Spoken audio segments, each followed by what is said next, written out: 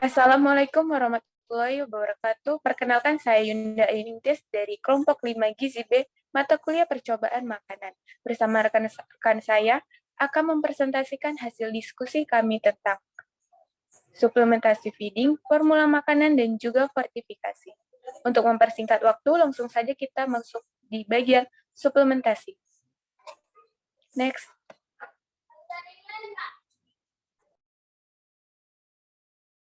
Yang pertama ada suplementasi feeding.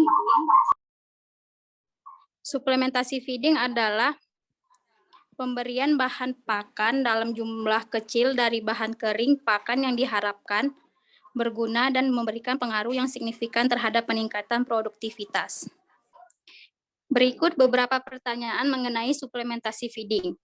Yang pertama, bagaimana masyarakat dapat berpartisipasi dalam perencanaan desain pelaksanaan intervensi? Pemberian tablet tambah darah diberikan secara intermittent atau secara satu tablet per minggunya. Intervensi dalam penelitian ini berupa suplementasi tablet besi selama 14 minggu.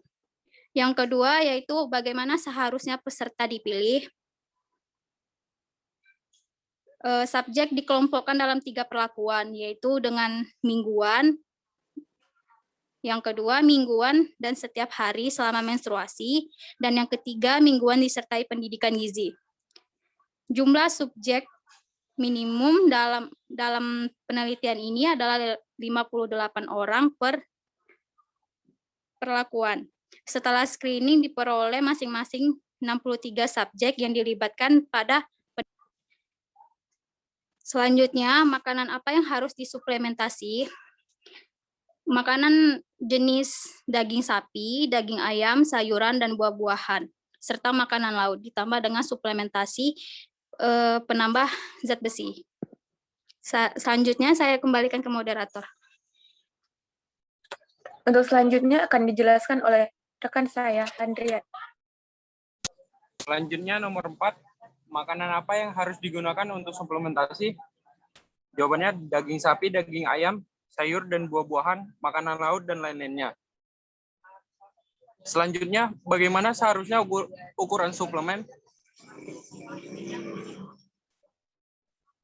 Jawabannya tablet tambah darah dengan dosis 60 mg elemental besi dan 0,25 mg asam folat. Untuk selanjutnya akan dijelaskan oleh rekan saya, Fani Oktavia. Nomor 5, kapan waktu yang tepat untuk melakukan program atau jadwal pelaksanaan? Waktu yang tepat untuk melakukan program atau jadwal pelaksanaan selama penelitian dengan waktu 16 minggu. Yang kemudian nomor 6, di mana lokasi makan atau titik distribusi harus ditempatkan? Suplemen atau didistribusikan setiap minggu di sekolah oleh peneliti dibantu guru sekolah, sedangkan suplemen untuk periode menstruasi dibekalkan pulang ke rumah.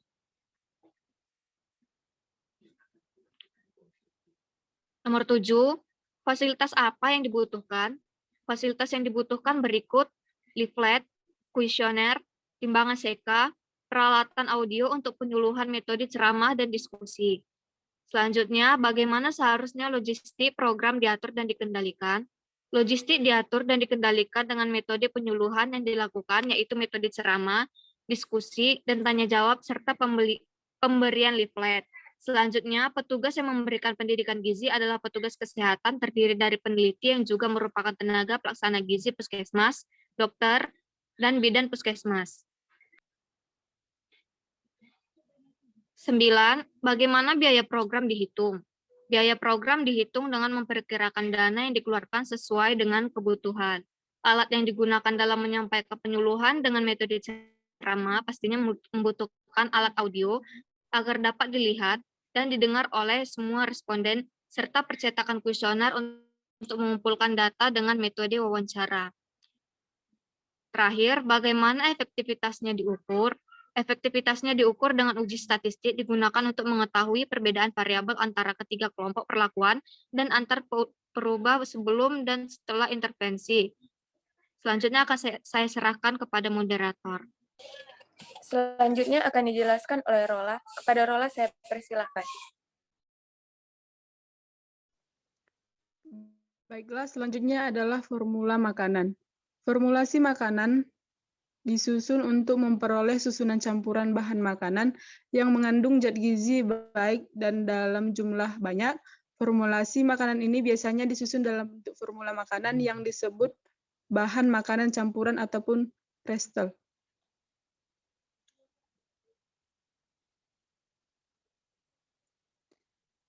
Selanjutnya, bagaimana seharusnya kandungan gizi dari makanan yang diformulasikan ditentukan? Pemanfaatan minyak ikan gurami masih sangat terbatas karena kualitas minyak ikan yang ada belum dimanfaatkan secara maksimal, khususnya untuk bidang kesehatan. Kandungan gizi ikan gurami ditentukan salah satunya dengan ekstraksi emulsi minyak ikan gurami dengan metode rendering. Oleh karena itu, minyak ikan gurami akan diformulasikan dalam bentuk sediaan emulsi sebagai suplemen makanan sehingga pemanfaatan ikan gurami ataupun Ospronemus gourami L lebih beragam. Penggunaan emulsi tipe MA merupakan salah satu cara pemberian sediaan oral yang mudah diterima untuk zat dalam bentuk cairan-cairan yang tidak larut dalam air seperti minyak ikan gurami.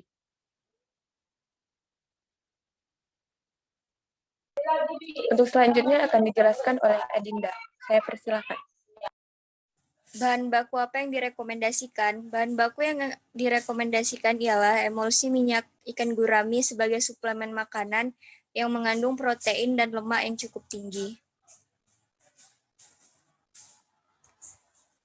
Selanjutnya, bagaimana bentuk makanan yang diformulasikan yang akan dipilih?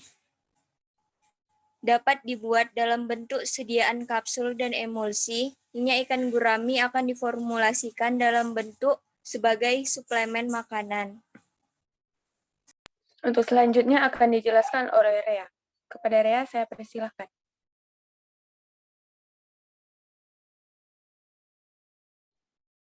Baik, untuk selanjutnya adalah bagaimana penerimaan konsumen akan diukur. Penerimaan konsumen dapat dilihat dari kualitas bahan baku pembuatannya, cara pengolahannya, dan keefektifan dari hasil formulasi minyak ikan tersebut jika digunakan. Next.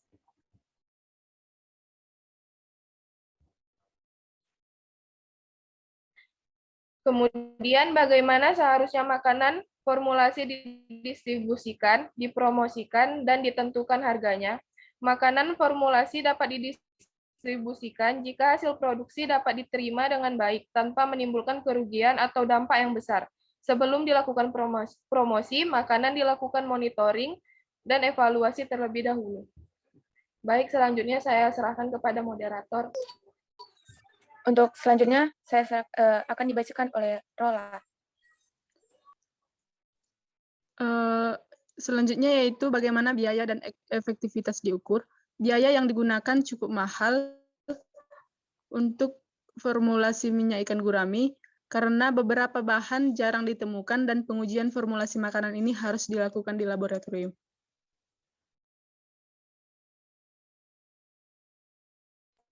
Untuk selanjutnya akan dijelaskan oleh Hena.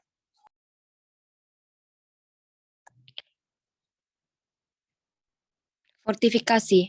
Fortifikasi merupakan sebuah upaya yang sengaja dilakukan untuk menambahkan mikronutrien yang penting, yaitu vitamin dan mineral ke dalam makanan, sehingga dapat meningkatkan kualitas nutrisi dari pasokan makanan dan manfaat bagi kesehatan masyarakat dengan risiko yang minimal untuk kesehatan pada tubuh kita. Next. Untuk pertanyaannya, bagaimana seharusnya kebutuhan gizi diidentifikasi? Dengan mengidentifikasi kadar vitamin A berdasarkan angka kecukupan gizi atau AKG yang dianjurkan oleh Kemenkes bahwa pada wanita usia 13 sampai 15 tahun kecukupan vitamin A 600. Kemudian menetapkan fortifikasi vitamin A antara 15% sampai 30% dari kebutuhan vitamin A harian pada kelompok yang ditargetkan. Nah, yang kedua, berapa banyak fortifikan yang harus digunakan? Pada pemberian dosis zat besi didasarkan penelitian yang merekomendasikan dosis optimal fortifikan adalah 10 gram dalam 100 gram pada ragi tempe. Next.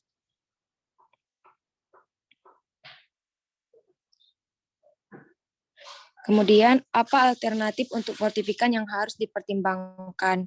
Yaitu adanya rancangan acak lengkap 1 faktor dengan 3 kali ulangan. Next. Nah, kemudian pertanyaan terakhir, bagaimana biaya dan efektivitas yang diukur? Yaitu biaya yang dikeluarkan masih tergolong standar, dan juga bahan yang digunakan juga mudah untuk didapat, dan pengujian fortifikan ini dilakukan di rumah. Aktivitas dari pengujian ini dilakukan dengan sebaik mungkin.